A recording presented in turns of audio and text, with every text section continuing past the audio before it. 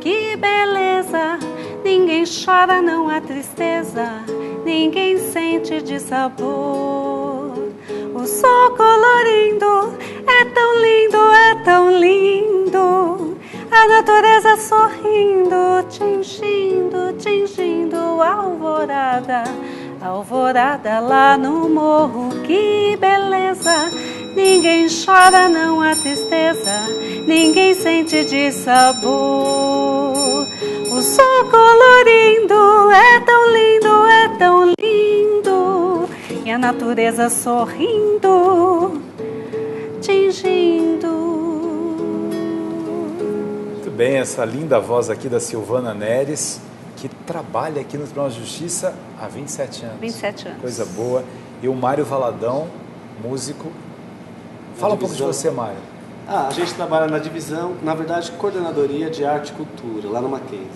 Nós temos uma equipe de profissionais e lá a gente tem grupos vocais, canto coral. De funcionários do Mackenzie? A gente atende tanto... Poxa, eu sou professor do Mackenzie, vou participar desse coral também. Pode participar. Pode participar? A gente atende professores, alunos, pessoas da comunidade, todos estão convidados a participar. Temos vários coros lá, desde os pequenininhos até a terceira idade. Temos aula de violão, aula de teatro, então a gente atende a comunidade dessa forma. É tão interessante, né? Como a educação ela negligenciou a importância da arte. Houve um tempo em que as pessoas estavam preocupadas só com o vestibular, com passar no vestibular, aí foram tirando aula de música, aula de canto que havia na escola. Eu tive canto orfeônica, e era muito gostoso. Eu, na minha época, consegui voltar com os corais, pelo menos, para todas as escolas, voltar com a educação artística, né, com o ensino de artes hoje. Mas esse conceito do bom e do belo são elementos que se dialogam. Sim. Então, é muito importante você ter o desenvolvimento da sensibilidade e a música é um desses instrumentos. E a literatura é outro. O senhor presidiu a Academia Paulista de Letras, eu acho que é o mais querido dos acadêmicos lá na Academia Paulista de Letras, né? Há controvérsias. O que a literatura fez na sua vida? O que você sente que a literatura faz na sua vida?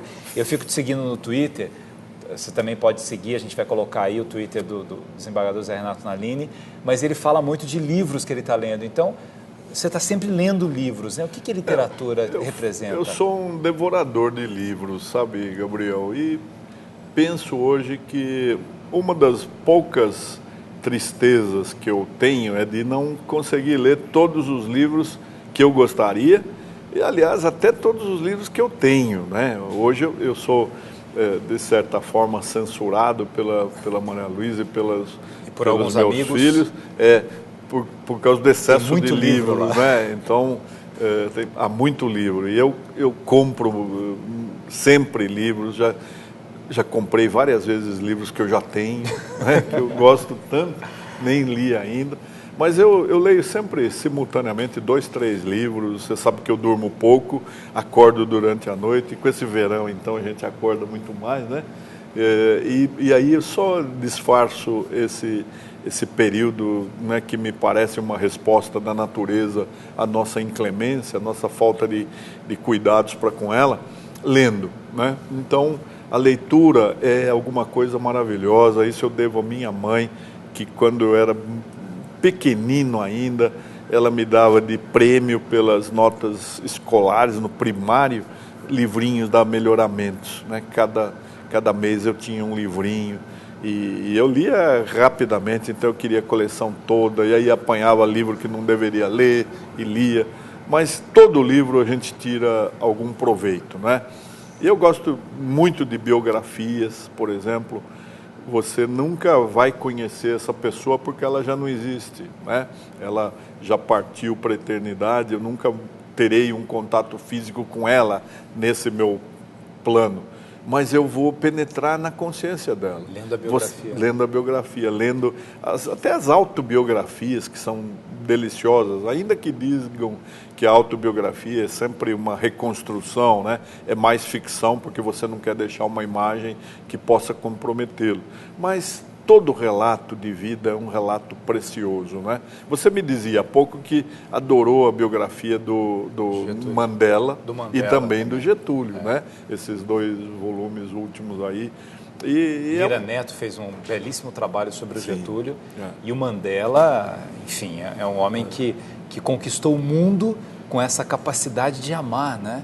E com a poesia, quando ele fala que ele não enlouqueceu na prisão porque ele lia poemas, o poema significava uma janela de liberdade para ele, né? Isso é um exemplo de quem sofreu a injustiça, mas saiu disposto a ter uma aspiração e não se vingar nem daqueles que o injustiçaram, né? É a compreensão da fragilidade humana, não é? É entender que as pessoas são projetos, não é? Que às vezes projetos que derivaram para obras nem sempre edificantes, mas que isso não pode desnaturar nossa crença na vocação do homem para ser, que é um ser perfectível, né? Ele nasceu para ser cada dia mais perfeito. Hoje, mais do que ontem, menos do que amanhã, né?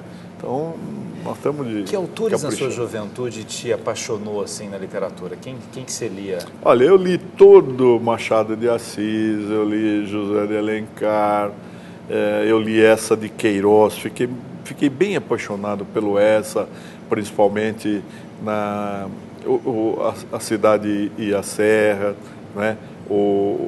A Relíquia, que mexe muito com a nossa formação religiosa, né?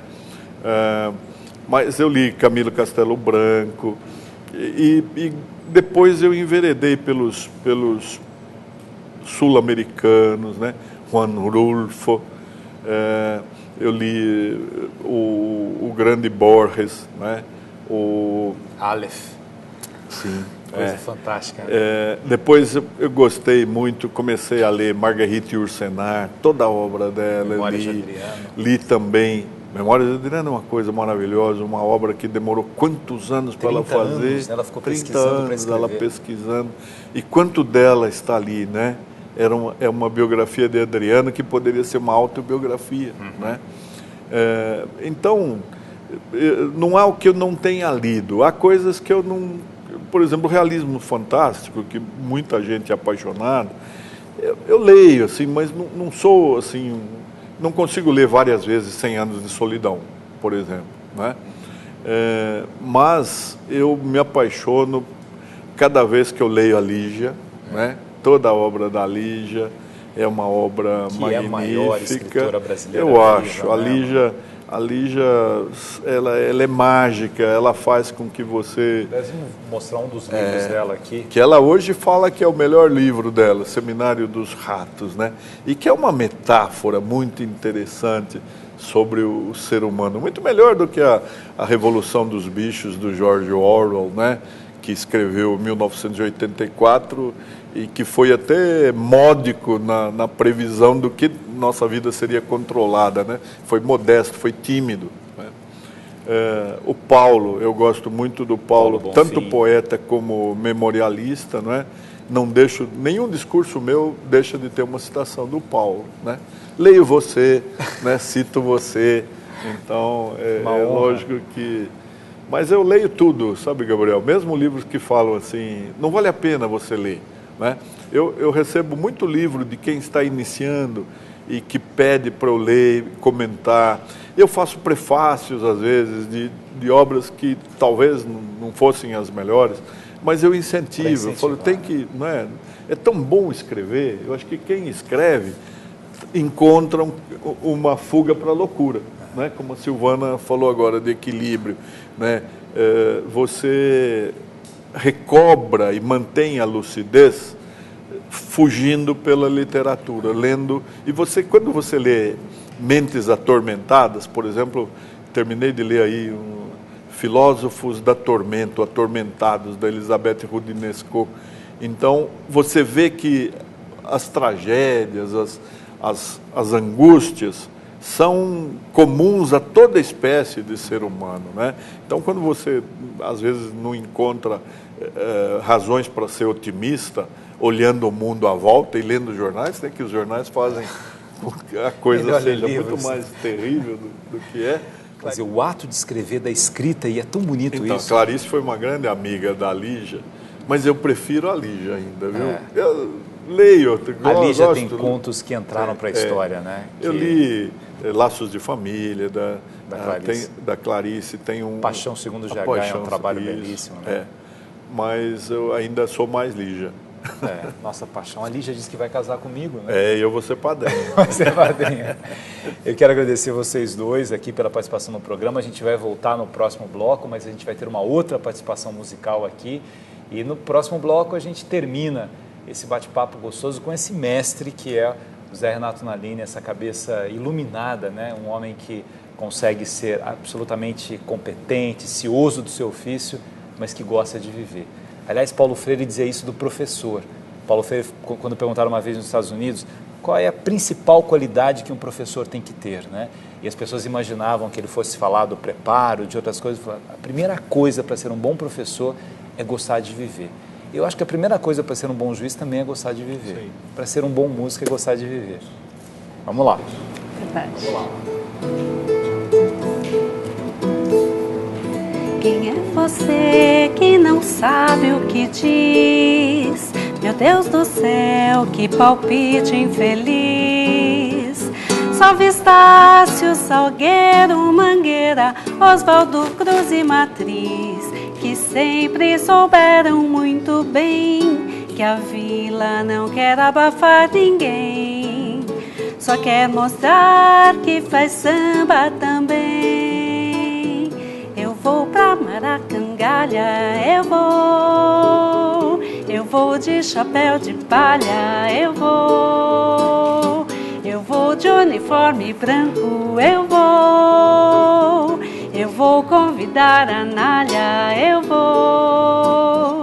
Se a Nália não quiser ir, eu vou só, eu vou só, eu vou só. Se a Nália não quiser ir, eu vou só, eu vou só, eu vou só sem a Nália, mas eu vou.